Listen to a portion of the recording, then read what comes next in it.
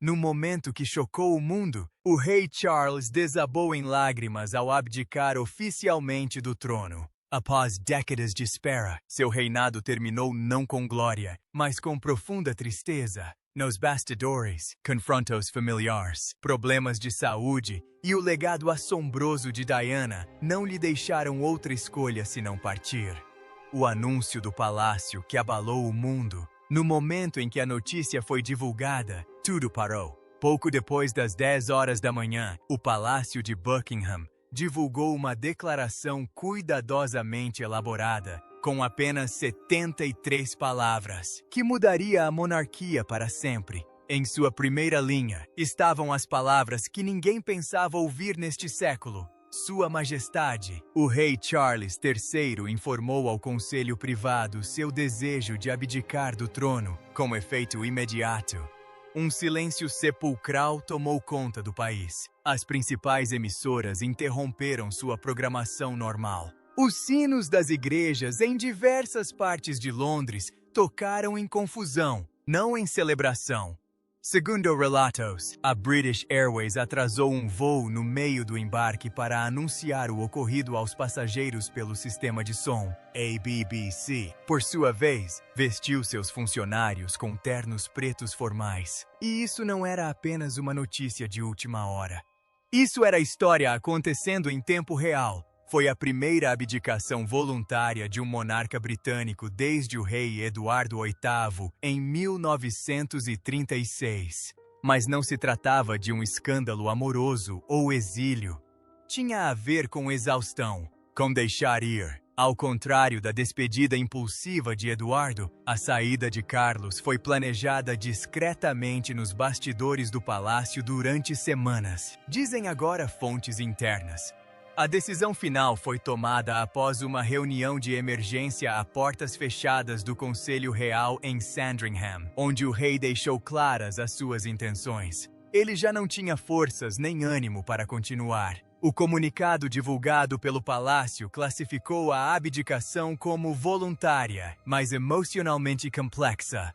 E foi mesmo. O momento escolhido causou estranheza. Não houve preparação, nenhuma divulgação formal por parte de assessores públicos ou da imprensa. Apenas uma hora antes da declaração, o site do palácio ainda exibia uma contagem regressiva ao vivo para o próximo compromisso de Charles. Em poucos minutos, a página foi apagada, mas as pistas estavam lá há meses.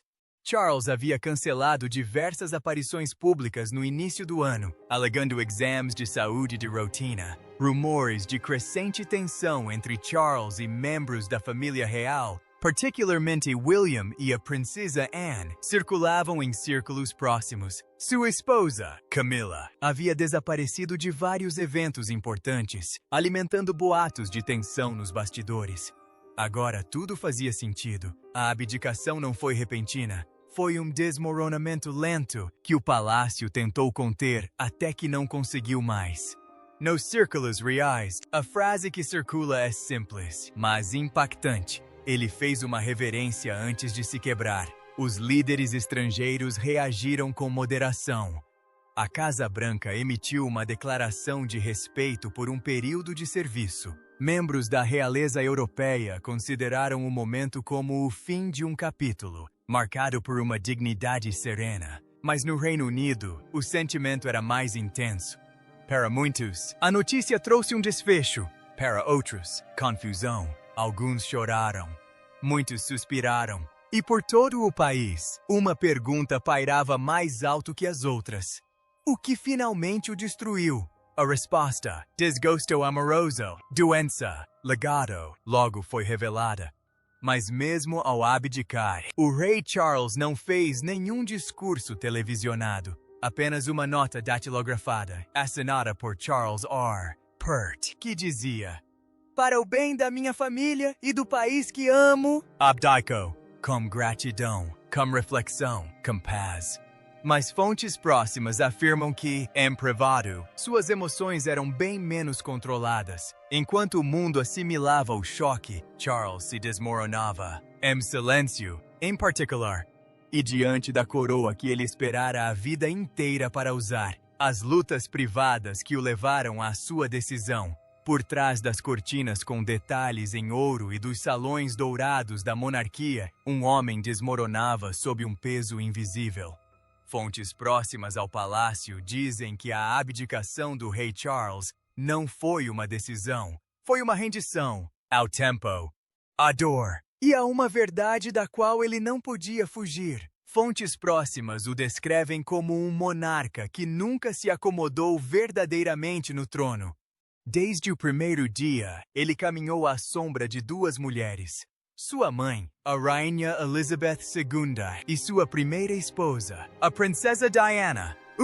Um símbolo global de resistência. A outra, um eco permanente de perda e legado inacabado. Agora, ambos os legados o encaravam de volta, em sinal de fracasso. Os problemas de saúde haviam retornado discretamente. Fontes próximas revelaram que Charles vinha lutando contra a fadiga recorrente, aperto no peito e oscilações emocionais extremas. Os médicos da família real o aconselharam a reduzir suas obrigações. Mas Charles, famoso por sua teimosia, insistiu em continuar, até que não pôde mais. Mas não era apenas uma questão de doença. Foi de partir o coração. Os constantes ataques públicos do príncipe Harry, suas memórias, entrevistas e críticas contundentes à monarquia deixaram Charles profundamente magoado. Fontes afirmam que ele ficou especialmente afetado pela insinuação de Harry de que teria sido um pai ausente. Um assessor contou que Charles costumava ler cartas antigas de Harry tarde da noite e depois se sentava sozinho na capela do palácio. E havia também Camila. Embora tenha permanecido leal, a reputação pública de Camila despencou após uma série de deslizes e crescentes pedidos para que ela fosse afastada de suas funções cerimoniais. Segundo relatos, Charles sentia-se pessoalmente responsável por tê-la arrastado para o fogo cruzado. Um amigo da família revelou que ele se sentia como um homem sendo puxado em todas as direções e falhando com todos. Mas talvez a ruptura final tenha vindo com a constatação de que William e Catherine haviam se tornado, discretamente, a face da monarquia. A popularidade deles, a compostura e a capacidade de se conectar com o público lançaram uma sombra involuntária, mas inegável, sobre o reinado de Carlos. Ele sabia que a maré havia virado. Em particular, confessou a um assessor próximo. Esperei a vida toda para me tornar rei e, agora que sou, sinto-me menos visto do que nunca. Era uma dor que nenhuma coroa poderia mascarar. Um homem criado para ser rei, educado para isso, treinado para isso, moldado por isso. Agora assombrado pela possibilidade de que sempre fora destinado a ser um mero figurante, não um governante. E assim, após décadas de espera e apenas 2 anos de reinado, Charles deixou tudo para lá, não por fraqueza, mas porque finalmente enxergou a verdade. A monarquia não sobreviveria se permanecesse presa ao passado. E esse passado, o passado dele, não era mais bem-vindo no trono. O confronto de William mudou tudo. Foi uma conversa que vinha sendo planejada há anos, mas que levou apenas alguns minutos para mudar a história da realeza. Dentro da Clarence House, as portas estavam fechadas, sem assessores, sem anotadores, apenas um pai e seu filho mais velho, o rei Charles e o príncipe William, sentados na sala azul, o mesmo espaço onde Charles certa vez falou sobre seus planos para uma monarquia moderna. Agora, esses planos estavam se desfazendo e William não estava ali para uma discussão educada. Fontes dizem que o clima estava tenso desde o início. William, geralmente ponderado e diplomático, havia chegado ao seu limite. Ele começou com uma única frase. O público já escolheu, pai. Só não foi consultado. Segundo relatos, Charles suspirou, esfregou as têmporas e perguntou se aquilo tinha a ver com pesquisas de opinião. Mas William balançou a cabeça negativamente. Não se trata de números. Trata-se de confiança, do que as pessoas veem e do que já não acreditam. A conversa tornou-se mais tensa. William falou sobre o profundo distanciamento entre a monarquia e o povo. citando as aparições tensas do seu pai, o apoio cada vez menor a Camila e a crescente pressão das nações da Commonwealth que questionam os rumos da coroa. Mas o momento mais impactante aconteceu quando o nome de Diana foi mencionado. William teria dito: "Mamãe nos avisou que isso aconteceria." Ela sabia que a coroa poderia ser usada para encobrir a dor em vez de curá-la. Foi nisso que se transformou. Para Charles, foi demais. Segundo relatos, ele se levantou, visivelmente abalado, e murmurou: "Talvez esta coroa nunca tenha sido realmente minha." Essa frase se tornaria mais tarde uma citação marcante nos bastidores, o gatilho emocional que marcou o início do fim. Segundo fontes internas, William se mostrou mais ameno naquele momento. Ele não estava ali para humilhar o pai, mas para deixar claro que a monarquia não sobreviveria a mais uma década de confusão, escândalo e desgaste. Ele disse a Charles sem rodeios: "Estou pronto, mas o povo não aceitará a menos que você seja quem se afaste." Charles sentou-se. Ele ficou em silêncio por vários minutos.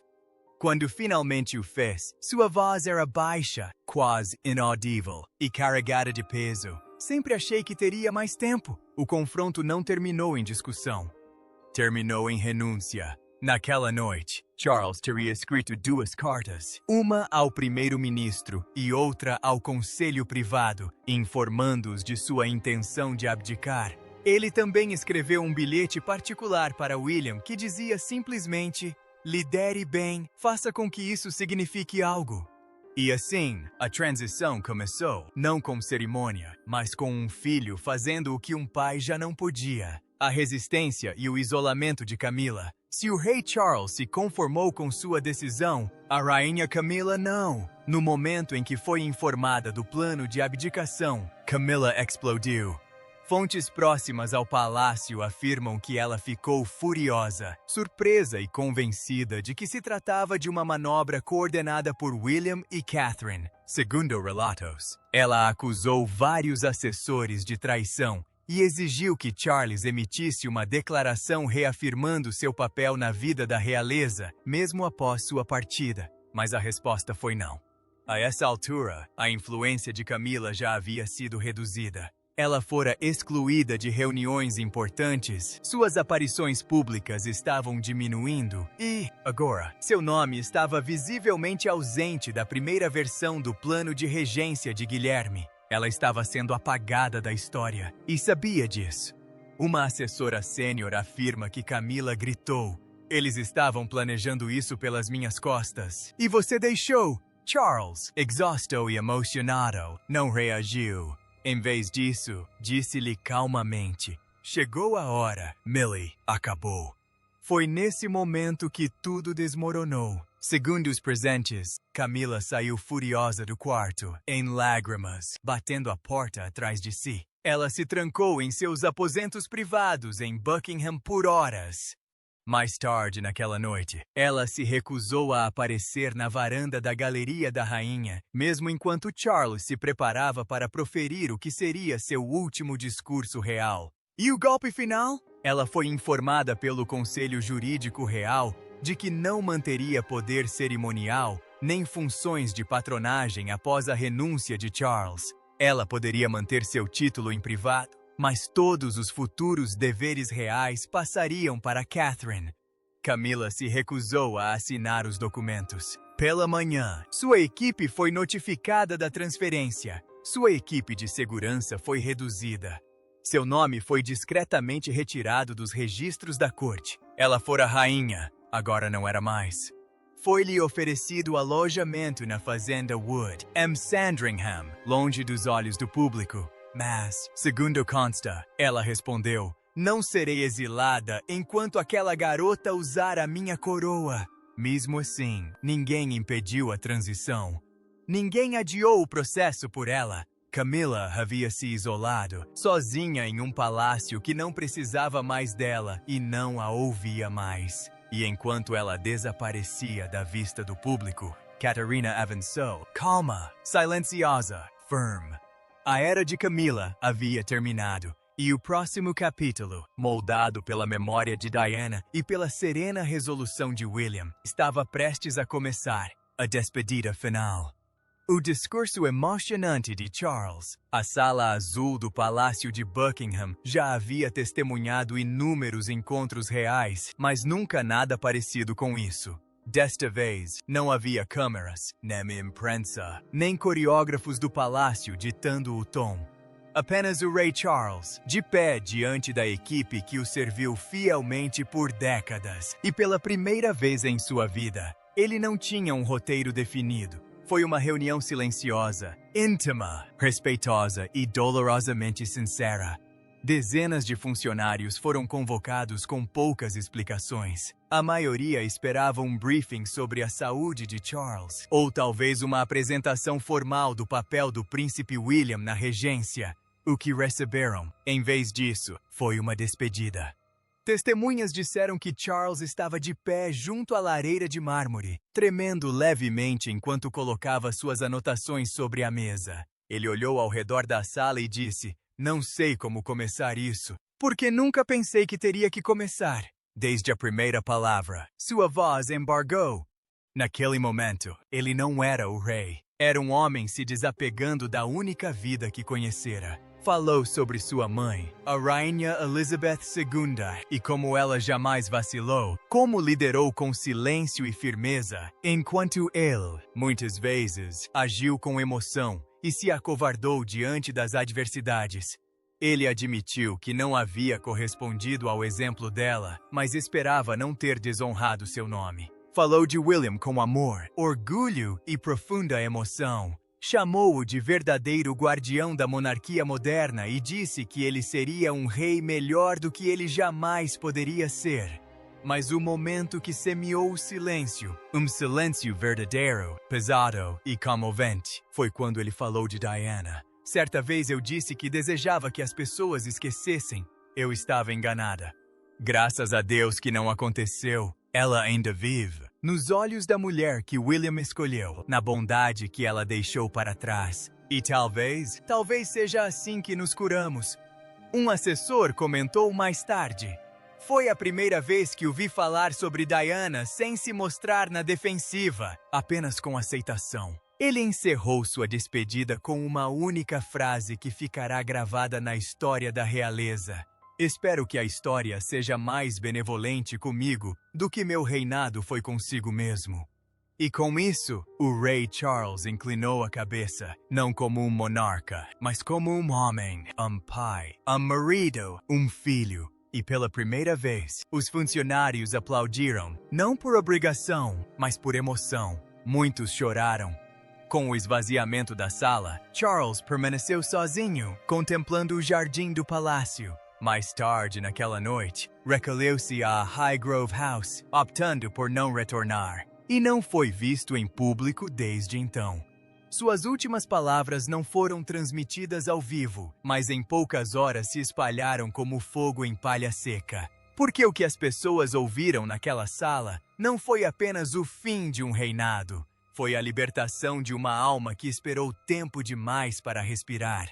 Reação pública. Uma nação dividida. Ao amanhecer do dia seguinte à abdicação, o Reino Unido despertou para uma monarquia transformada para sempre.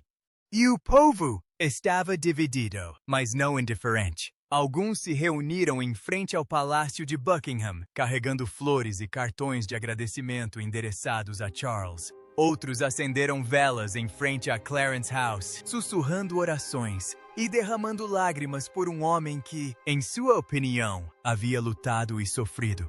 Mas em todo o país, especialmente entre as gerações mais jovens e os apoiadores de longa data de Diana, o clima era bem diferente. Em Manchester, manifestantes carregavam cartazes com os dizeres "Justiça para Diana, deixem William reinar." Deveria ter sido ela. Do lado de fora do parlamento, uma enorme faixa foi desfraldada com apenas uma frase: "O futuro chegou."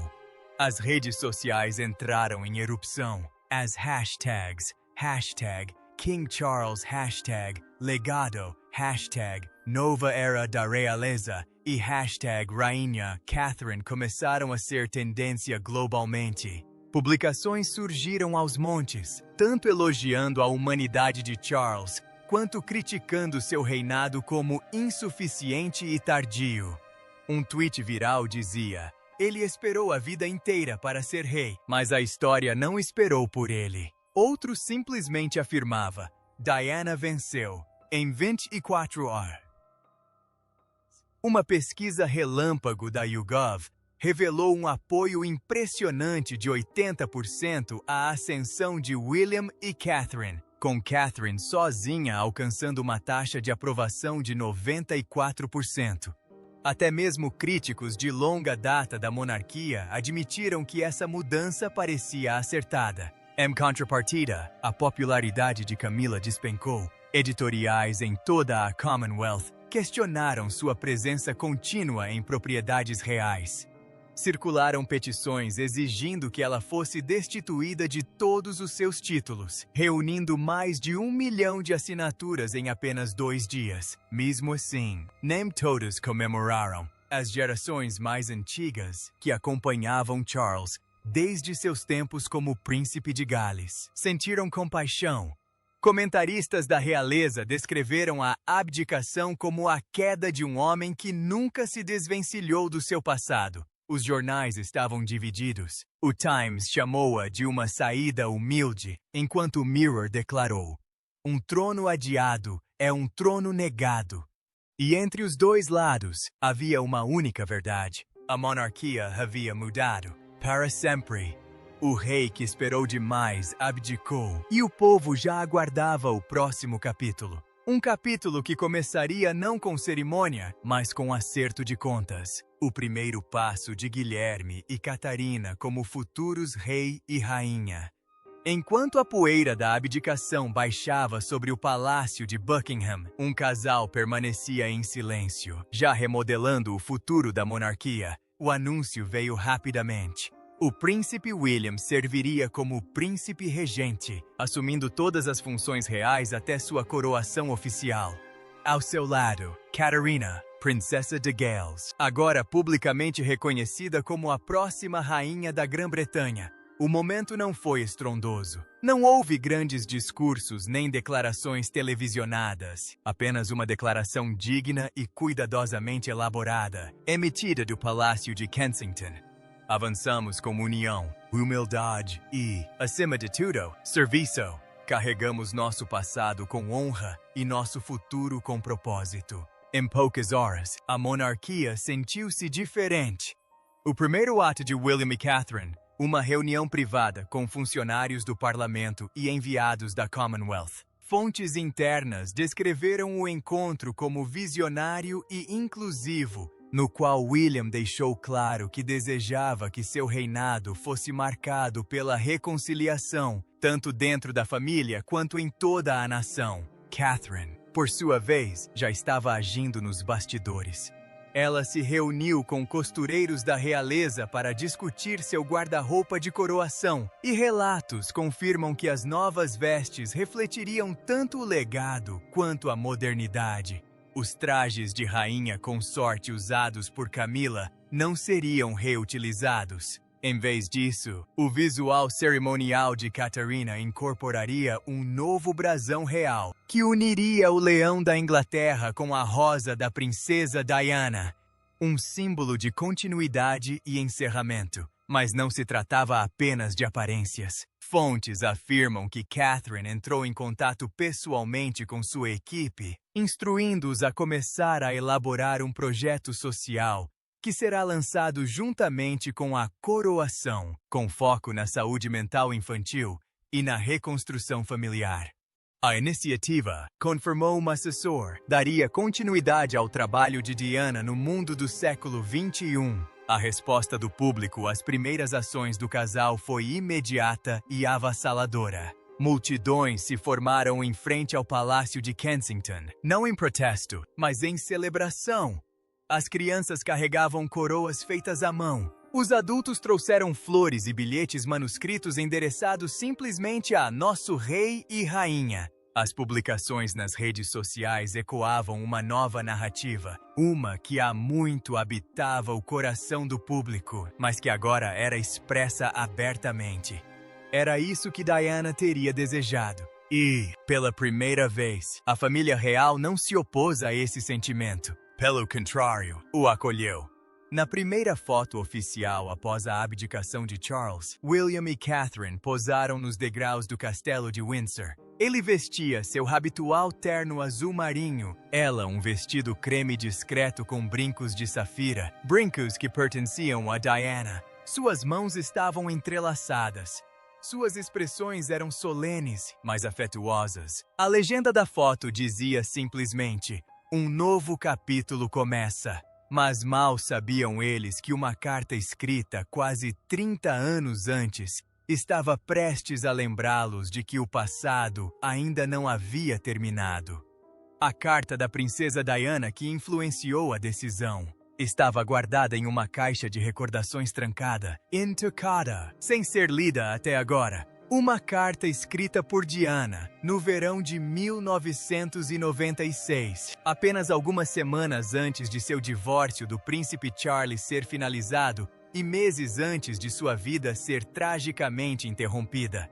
O documento era endereçado apenas aos meus filhos, e durante décadas permaneceu em posse de William, escondido do público e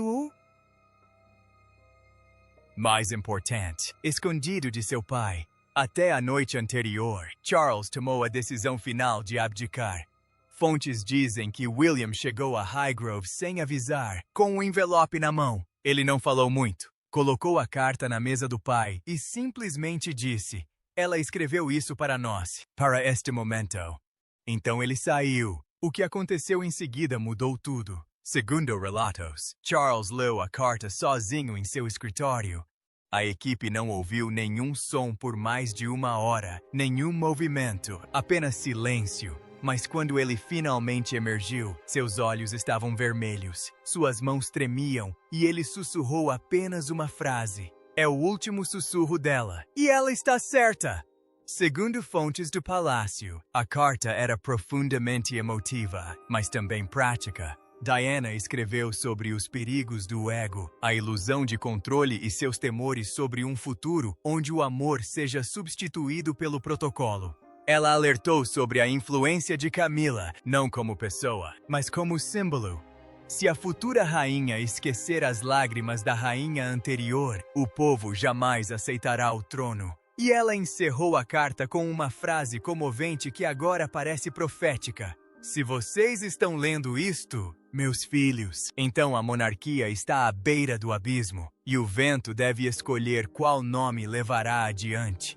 Essa frase foi tudo o que bastou. Na manhã seguinte, Charles ligou para seu secretário particular e pediu a versão final da declaração de abdicação. E assim, de repente, uma carta escondida por décadas, escrita com o coração partido e a esperança, pôs fim ao reinado mais longo da história da realeza. Diana não havia falado apenas com seus filhos, ela havia falado com o trono. E o trono finalmente ouviu. A rainha Camila foi removida das residências reais. Após a abdicação, Camila foi discretamente retirada do palácio de Buckingham. Sem imprensa, sem cerimônia, apenas um documento assinado e um carro silencioso esperando no pátio. Fontes confirmaram que ela foi transferida para uma propriedade privada, Long de Clarence House, Long de Windsor, Long de Coroa. Assessores descreveram sua saída como tensa e amarga. Ela recusou todas as consolações, supostamente afirmando: isso nunca deveria ter terminado assim. Seu nome foi retirado da lista de convocados do tribunal em 48 horas. Suas funções cerimoniais foram extintas. Sua equipe de segurança foi reduzida. Os convites foram cancelados. Para alguém que outrora se sentara ao lado do rei, Camila agora não detinha, na prática, nenhum status real. Nos bastidores do palácio, os sussurros se intensificavam. O capítulo de Camila se encerrara, não por um escândalo, mas por um acerto de contas escrito há muito tempo. E a monarquia não olhou para trás. O legado de um rei que esperou demais. O rei Carlos III deixa um legado que parece uma pausa entre eras. Um homem que esperou décadas pelo trono, apenas para usá-lo brevemente e com o coração pesado. Seu reinado foi marcado por lutas, doenças e sombras das quais nunca escapou. Mas, em seu ato final, ele demonstrou graça. Abdicar não foi sinal de fraqueza, mas sim de lucidez. Alguns o chamarão de trágico, outros de corajoso, mas todos se lembrarão disso. Ele abriu mão do poder para que a monarquia pudesse sobreviver. Agora, o mundo observa William e Catherine ascenderem, não como substitutos, mas como uma renovação. E, à medida que as palavras de Diana ecoam pela história, a narrativa termina não com o poder, mas com a paz. A coroa avança, mas o passado, enfim, repousa. Sua coroa era pesada, mas a verdade era ainda mais pesada. A abdicação de Charles marcou o fim de uma era real moldada pelo silêncio e pela tristeza. Em seu ato final, ele escolheu a dignidade em vez da negação. E agora, com William ascendendo e a memória de Diana guiando o caminho, a monarquia recomeça em terreno mais seguro,